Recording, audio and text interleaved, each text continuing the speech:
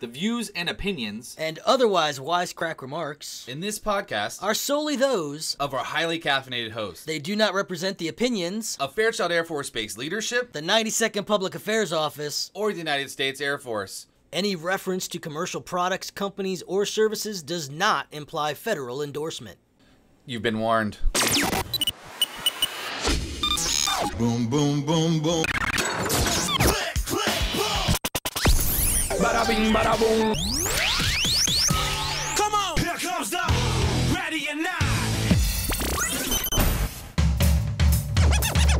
All right, welcome to another exciting edition of The Boom. And as you may have already realized, it's a little lonely in here because it's only me. My usual cohort, Staff Sergeant DJ Ayers, is on TDY for a couple of weeks.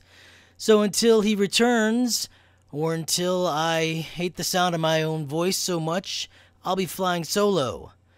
Maybe I'll have a guest co-host every now and again pop in, but we'll have to wait and see. So without further ado, let's just get into some Air Force headlines that I've been hearing about. And now the news, according to us.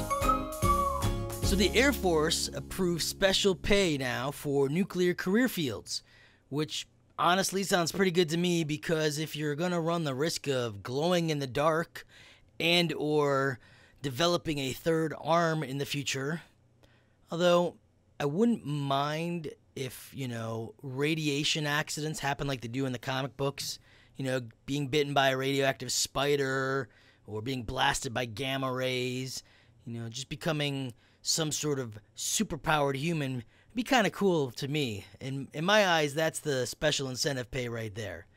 But since life isn't like the comic books, the purpose of the special pay is to incentivize airmen to volunteer for and perform duties in a particular career field, location, or special assignment where the responsibility and required skills exceed those of other airmen in the same career field and rank. This according to Brigadier General Brian Kelly, Director of Force Management Policy. So select officers and enlisted members serving in 11 nuclear career fields will receive between $75 to $300 more per month. So basically, if you're going to be handling our missiles and our bombs and be around nuclear type items, you could be getting some extra pay a month. Now, obviously here on Fairchild, that doesn't pertain to us, but it does pertain to those in the career field, such as the command post. I know some people over at the command post. Hey guys, how you doing over there? Security forces, missile maintenance, aircraft armament systems, nuclear weapons, and support personnel who deploy to the ICBM complexes. So if you like some extra pay, you want to have a little bit of excitement. When I say excitement, I think it's kind of dull. If I remember seeing pictures of the Cold War era and the people hanging around the missile complexes on 24-hour shifts, it seemed kind of boring to me. But hey, for some extra pay a month, why not? So if that's interesting to you, if you want to have something big and illustrious on your career resume when you separate or retire from the Air Force, then maybe you would want to look into getting into the nuclear career fields. So the effective date for those who are already in the nuclear career fields is October 1st, but like anything in the government, it's going to take a few months for the gears to get turning and for things to be working out the way they should. So those airmen working in those selected career fields are going to be retroactively, not radioactively, but retroactively compensated to the October 1st effective date. Now, here's the thing that I find curious. The Brigadier General was saying that these specific duties require more responsibility and more skill, probably a little bit more IQ points as well than those of other airmen in the same type of career fields.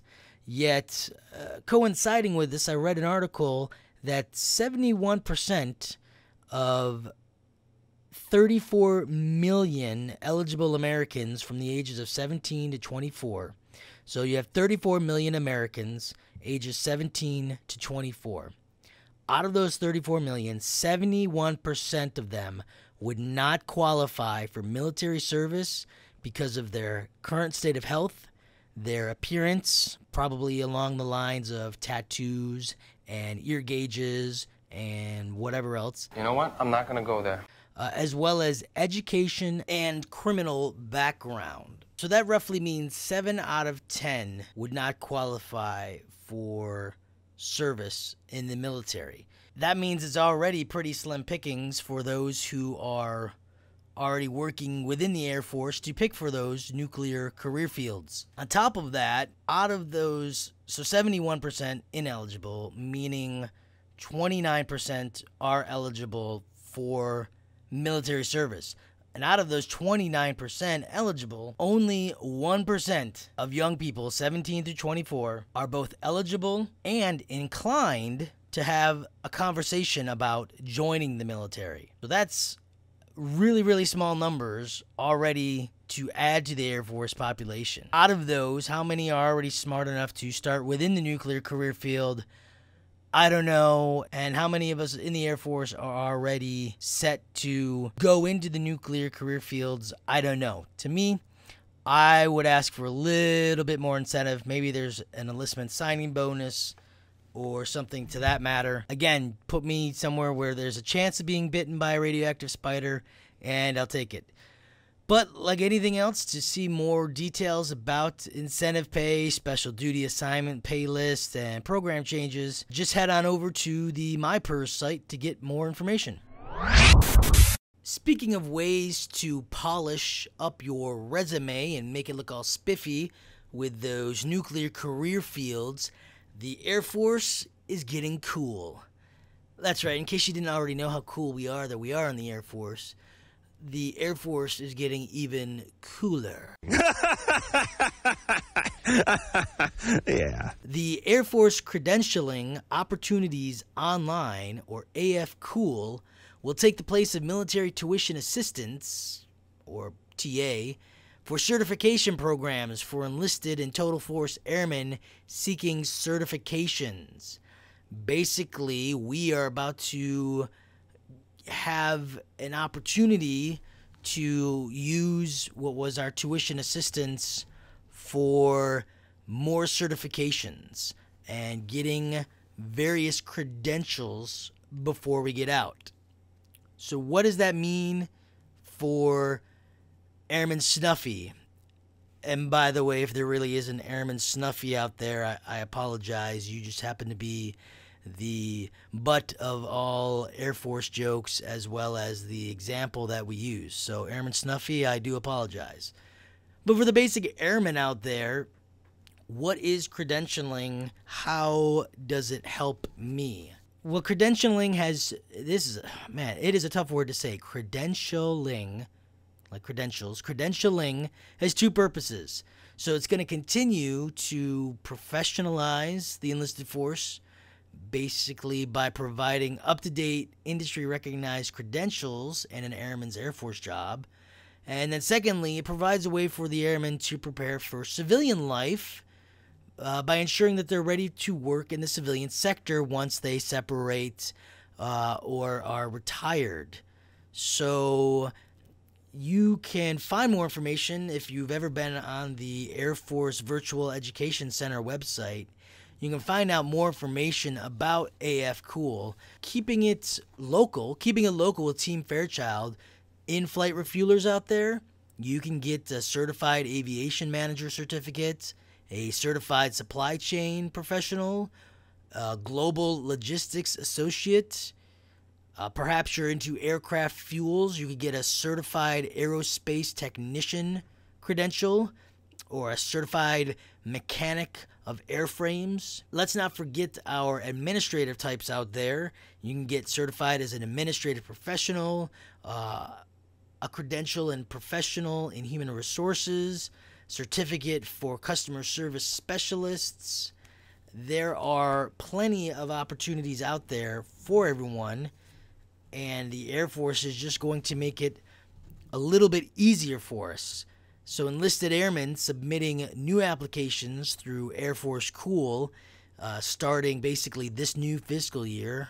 So right now, will be able to apply for certifications based on their duty at AFSC with a lifetime cap of 4,500. Senior NCOs are also eligible for leadership and management credentialing programs within the lifetime cap.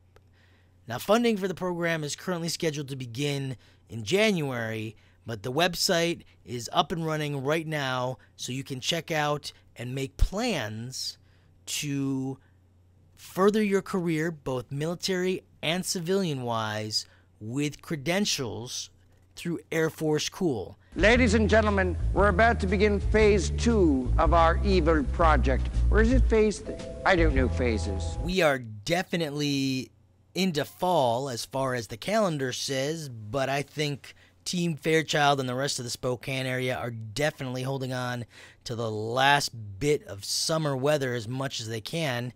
But again, like I said, now that we are into fall and we are into October, definitely into fall, a season of change. And speaking of change, here at Fairchild, a big change that's happened this week that has thrown people for a loop is the 100% ID check at the gate.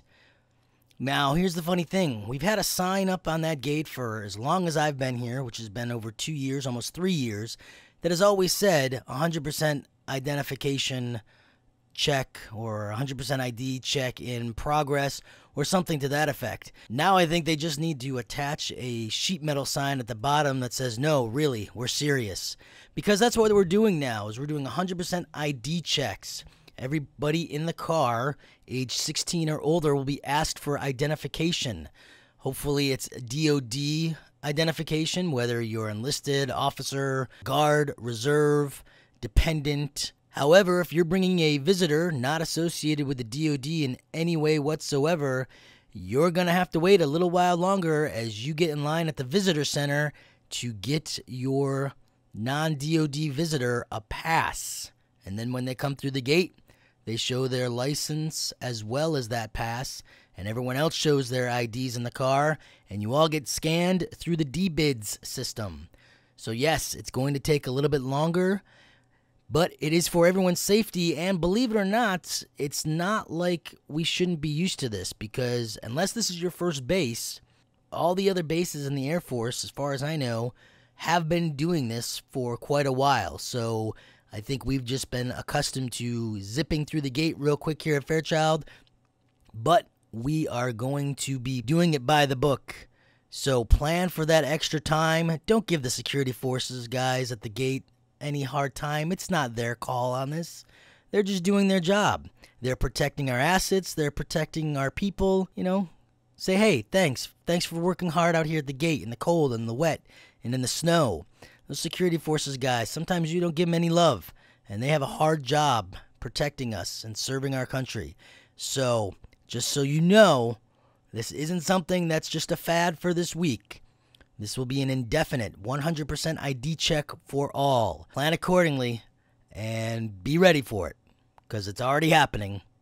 You may be stuck at the gate right now listening to this, going, yep. But it's all to make everything safer, because in today's day and age, you never know who's ready to do some harm to us and our society.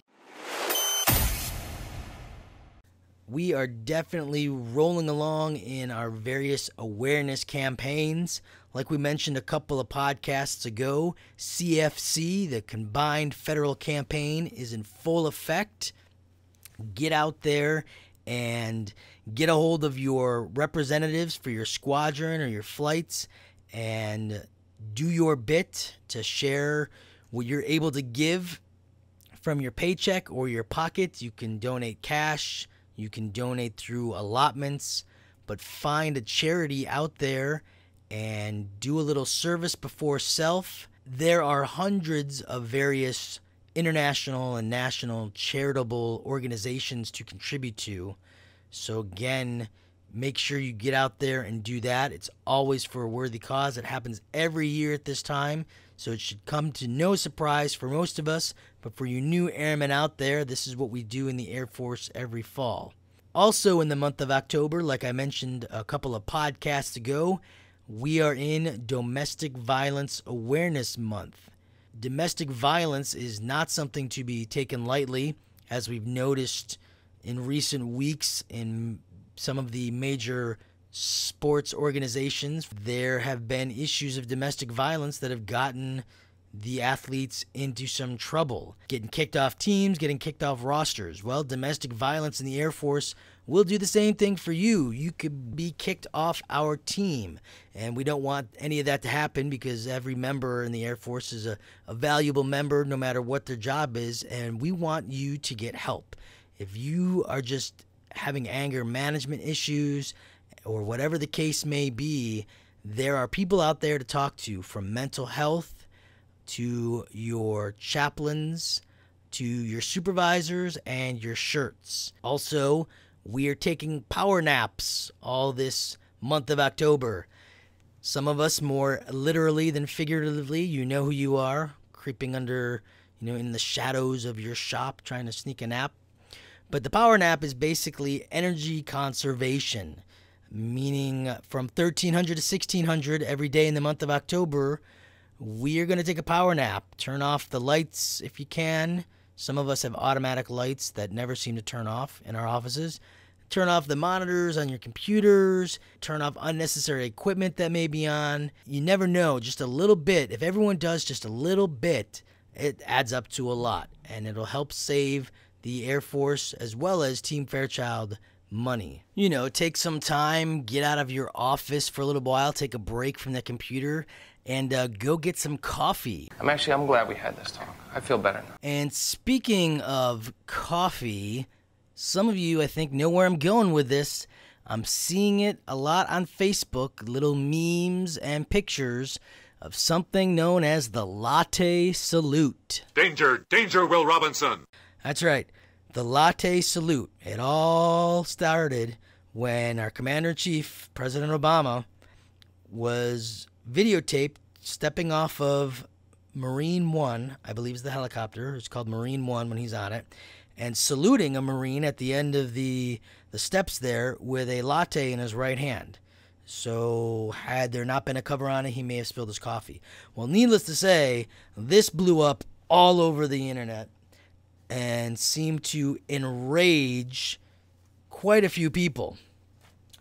Personally, when I looked at it, I was just like, well, that was just kind of dumb on the White House's part, because I believe the video first came from an Instagram that was either the president's or from the White House.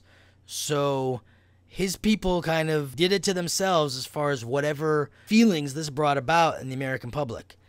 But be that as it may, personally, this Latte Salute had a lot of people up in arms, pun intended, bad pun, I know, and it was called Semper Latte and the Starbucks Salute, and it got people discussing, the Commander-in-Chief, how dare he not respect his Marines and his troops and whatnot. But if you do some research, presidents have not always saluted the military, nor have they really been required. It seems to be a thing that came about during the Reagan era, and just something that seemed to carry on as a tradition of what the president will do, because we as the military need to salute our Commander-in-Chief. There's nothing that says he needs to salute us. So, of course, when this whole Latte Salute went up and about, the Democrats fired back by showing a picture of President Bush saluting with his pet dog Barney in his arms.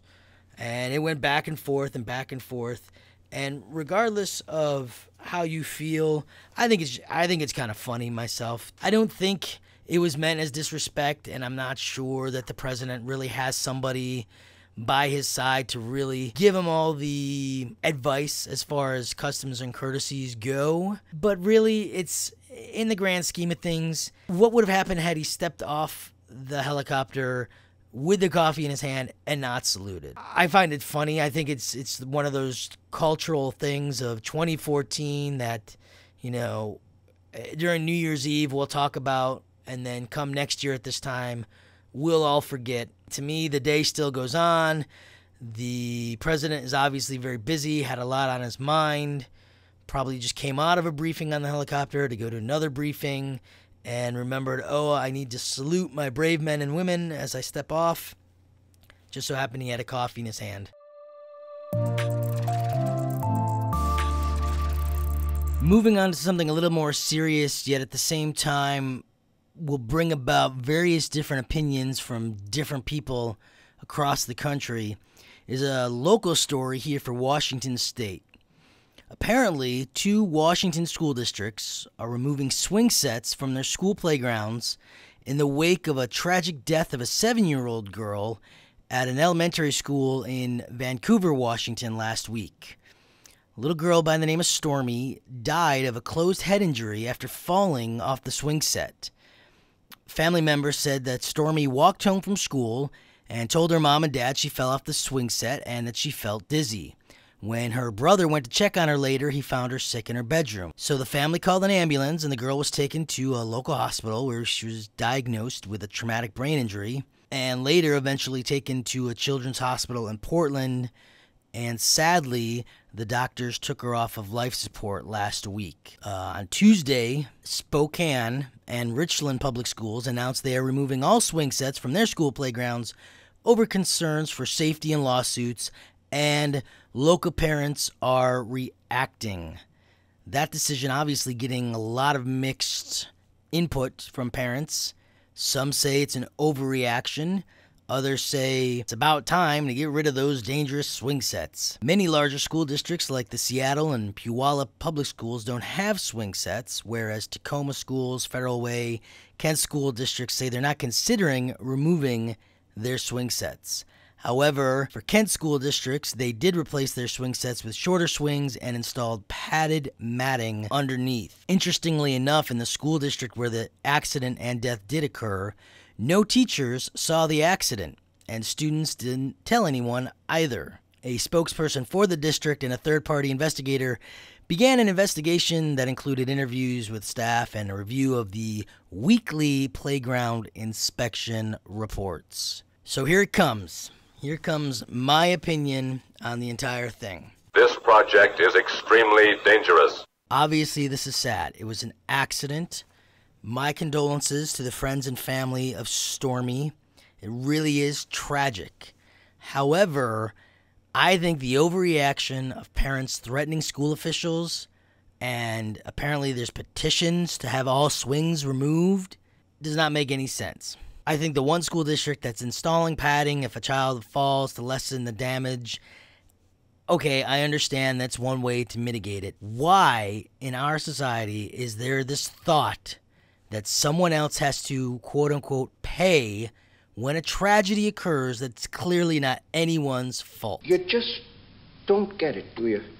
You don't. Now, I'm in my mid-30s. When I grew up, we were daredevils, and we had a healthy dose of fear instilled in us.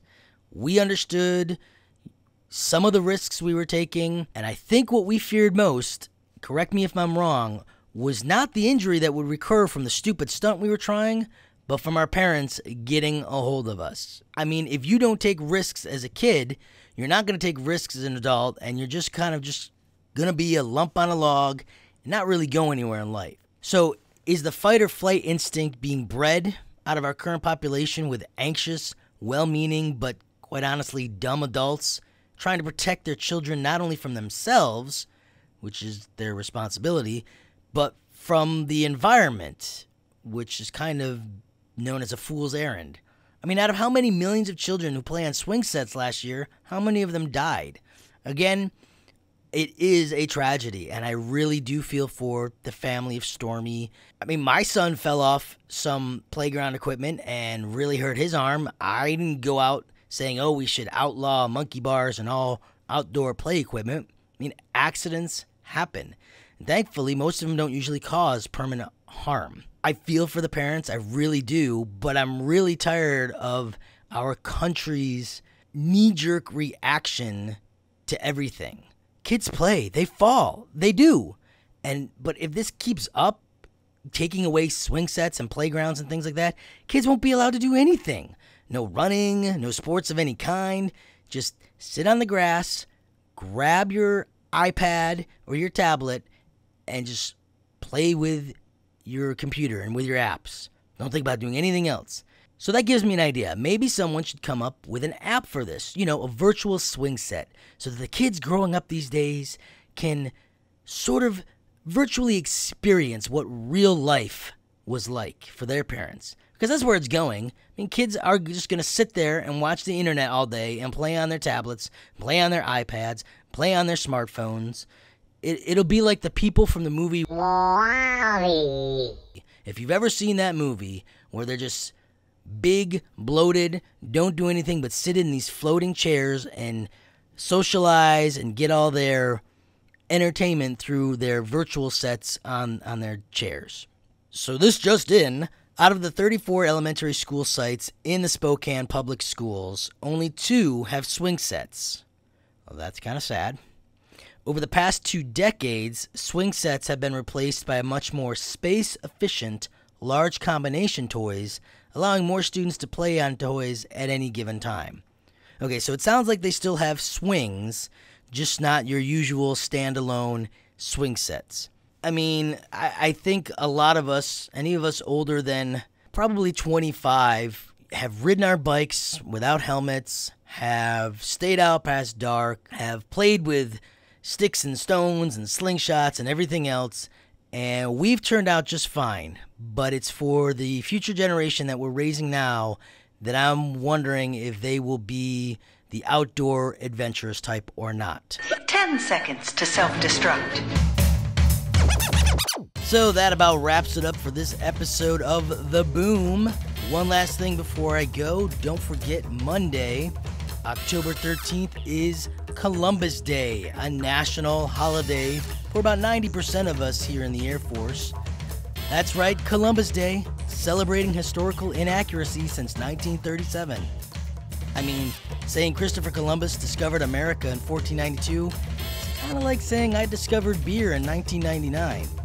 Columbus Day, when we get an American holiday for celebrating an Italian explorer sponsored by a Spanish queen who lands in the Caribbean, thinks it's India, and brings a savage genocidal conquest to all. The whole thing seems strange to me.